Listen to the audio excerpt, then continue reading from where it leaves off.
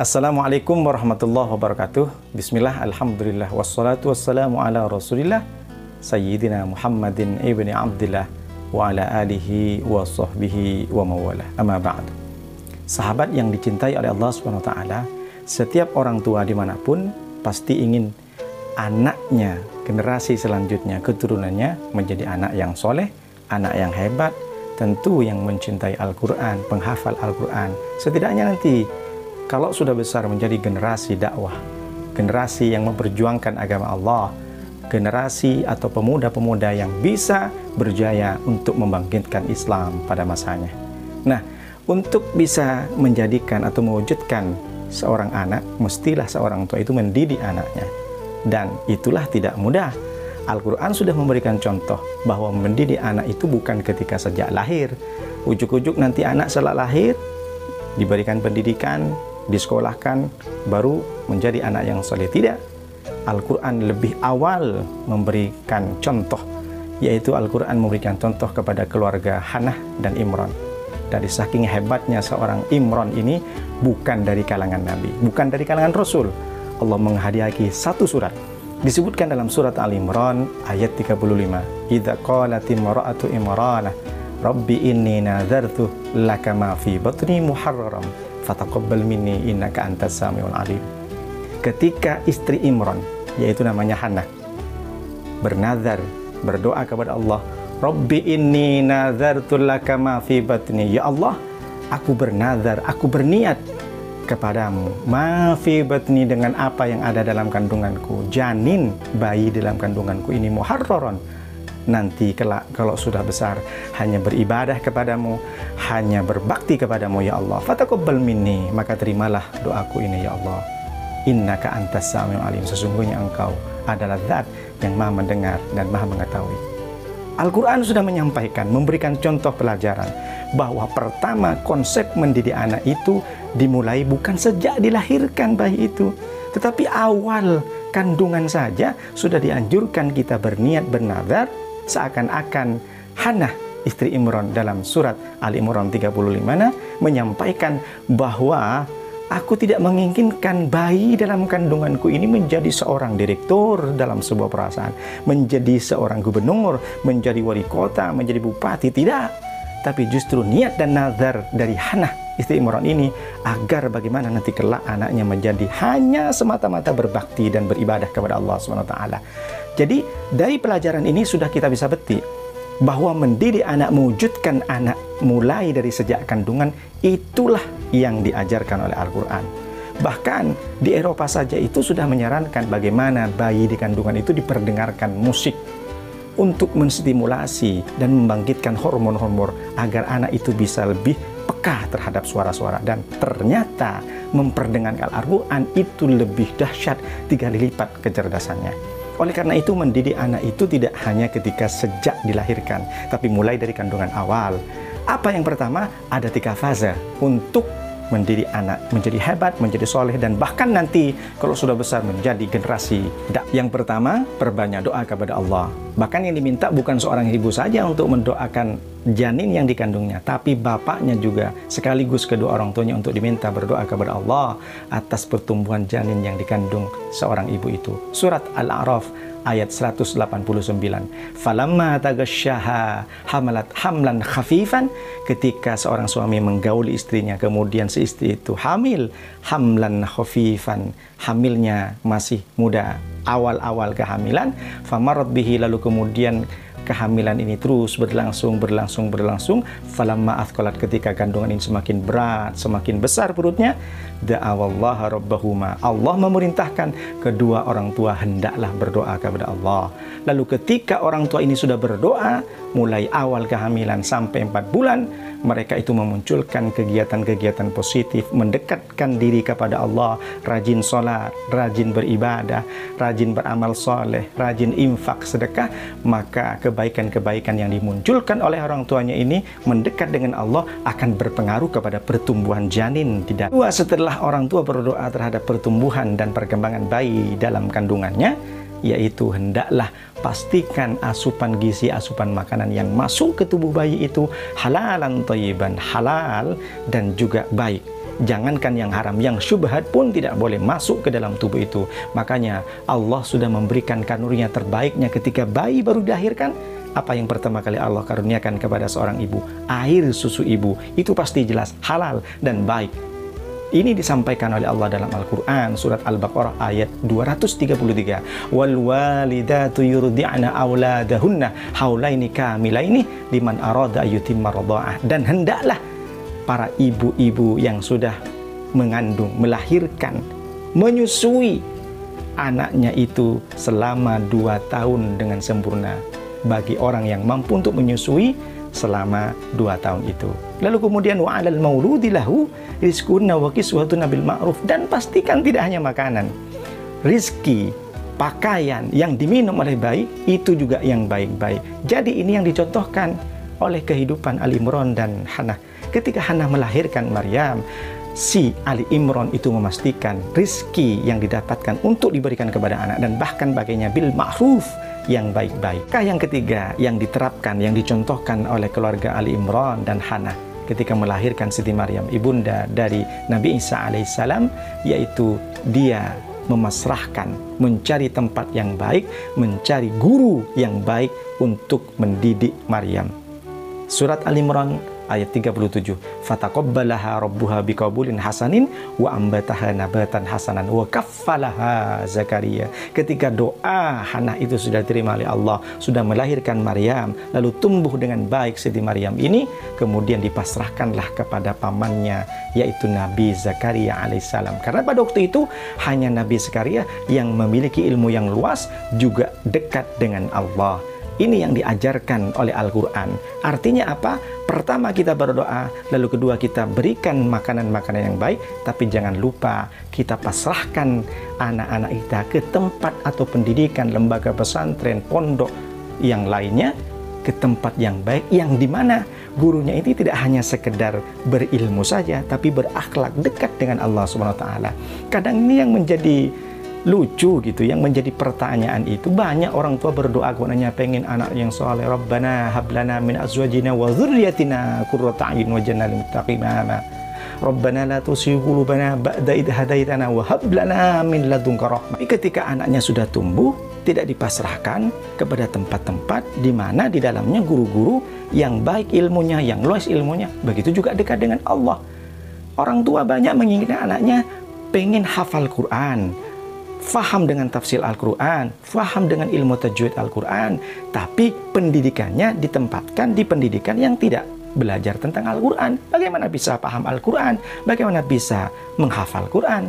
Pengen anaknya faham dengan sholat, rajin dengan sholat, tapi dipondokkan, diberikan pendidikan tempatnya yang tidak mengajarkan sholat. Lalu bagaimana anak ini bisa paham sholat?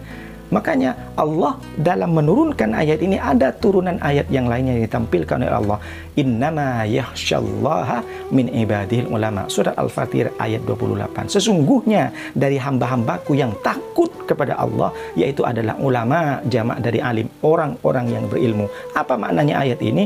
Orang yang berilmu itu adalah orang yang takut kepada Allah. Kalaulah ada orang yang ilmunya luas, banyak ilmunya, pintar, buku ini, buku itu, tapi tidak menjadikan ilmu itu dekat dengan Allah, berarti ada yang salah dalam ilmunya. Karena orang yang berilmu menurut Al-Quran itu, orang yang alim adalah orang yang bisa lebih dekat dan takut kepada Allah. Ketika dia berbuat sesuatu bohong, dia takut kepada Allah. Puncak dari ilmu itu adalah dia menjadikan dirinya lebih dekat dan takut kepada Allah. Ketika ada orang yang berilmu tapi tidak menjadikan dia takut dekat dengan Allah, berarti itu hanya sekedar pengetahuan. Banyak orang tahu, saya tahu ini haram, ini halal, tapi dia tidak praktekkan. Makanya dalam pepatah Arab mengatakan ala ilmu bila amalin kasyajari bila tamarin. Ilmu yang tidak diamalkan bagaikan pohon yang tidak berbuah. Ketiga langkah ini mesti harus ditetapkan oleh orang tua yang menginginkan anaknya kelak dewasa menjadi pemuda generasi Quran, generasi dakwah. This part is one of unity that can be separate. Tak bisa dipisahkan. Kalau dia sudah berdoa lalu kemudian berikan asupan gizi makanan yang baik, jangan lupa tempatkan anak di tempat yang baik pendidikannya, gurunya juga baik, akhlaknya baik, ilmunya luas.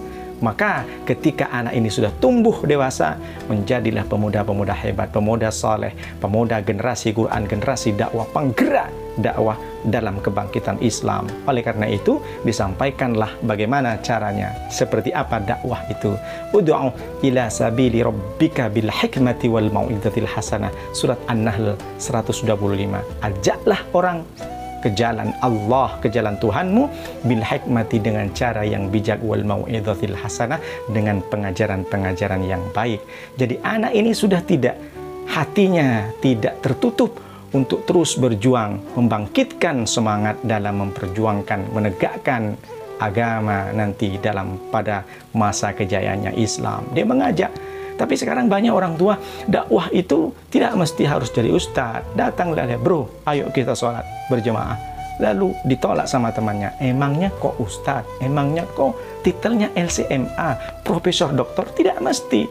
Dakwah itu kan dibagi menjadi 3. Ada mubaligh, ada da'i, ada alim. Kalau mubaligh itu diambil dari kata balagha yuballighu tablighan, menyampaikan pesan, menyampaikan misi kehidupan, menyampaikan ilmu. Lalu yang kedua ada da'i, diambil kata da'a yad'u da'watan, mengajak orang. Dan yang ketiga itu alim, orang yang berfatwa, ini haram, ini tak boleh, ini sah. Dia menyampaikan hukum-hukum fikih. Jadi setiap umat ini diambil dari ayat surat An-Nahl 125, semua orang berpotensi dan wajib berdakwah. Dakwah itu mengajak. Ketika seorang ustadz menyampaikan tasyuhnya di masjid, itu bukan berdakwah. Dia itu adalah menyampaikan mesan balil, mubalil, menyampaikan misi kehidupan.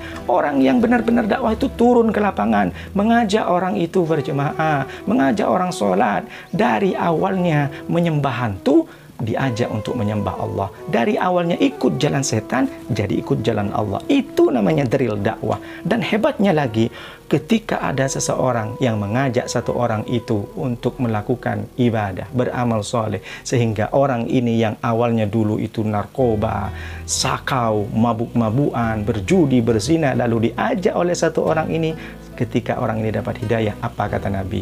Ud'uhum ilal Islami, ajaklah mereka ke jalan yang Islam, untuk faham dengan akidah-akidah Islam. Wa akhbirhum bima yajibu alaihim, dan kabarkan kepada mereka, informasikan kepada mereka apa yang menjadi kewajibannya. Bahkan dari saking pentingnya Rasulullah menyampaikan kalimatnya untuk berdakwah, mengajak orang ke jalan Allah, bersumpahlah Rasulullah, fa wallahi la ayyahdiyallahu bika rajulan wahidan khairum min humurin na'ami. Demi Allah, kata Rasulullah, bersumpah, ini serius. Rasulullah SAW menyatakan, seandainya kalau ada satu orang diajak, lalu kemudian orang ini mendapat hidayah, maka itulah lebih baik daripada engkau memiliki unta yang merah. Kita tahu harga unta biasa itu sekitar 50-60 juta. Tapi unta merah adalah unta yang spesial, unta istimewa, harganya sekitar 100 juta. Kalaulah kita, Nabi mengumpamakan, mengajak orang masuk ke dalam jalan Allah, hijrah istiqomah di jalan Allah dalam agama Islam, satu orang saja Rasulullah mengumpamakan bagaikan dia lebih baik daripada memiliki unta yang merah. Jadi seakan-akan satu orang dia mendapatkan pahala 100 juta. Bayangkan kalau sebulan dia satu hari dapat 1, sebulan dia dapat 30, ada 3M yang dia kumpulkan pahalanya. Luar biasa, Masya Allah. Oleh karena itu, bagi orang tua jangan pernah pesimis untuk mendidik anaknya menjadi generasi-generasi Quran, menjadi generasi-generasi penggerak dakwah dalam Islam. Karena semuanya akan ditanya nanti di akhirat tentang anaknya. Tsumma latus'alunna yauma idzin anin naim.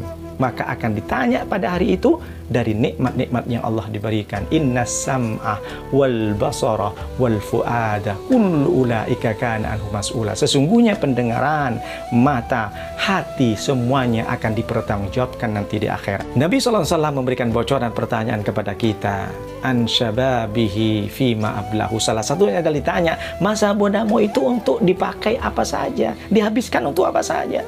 Karena zaman sekarang zaman digitalisasi, zaman modern, zaman canggih, sebar smartphone, kita mesti harus jaga anak-anak kita. Memang HP Android itu adalah HP yang smart, tapi pemakainya yang tidak smart. Akhirnya mereka banyak berguru bukan kepada orang, bukan kepada ulama, bukan kepada di pesantren, tapi berguru banyak kepada smartphone itu. Ini yang perlu dibentengi. Makanya Soekarno bilang, berikan aku 10 pemuda, aku guncangkan dunia. 10 pemuda, Soekarno sudah yakin dalam prinsipnya akan bisa mengguncang dunia.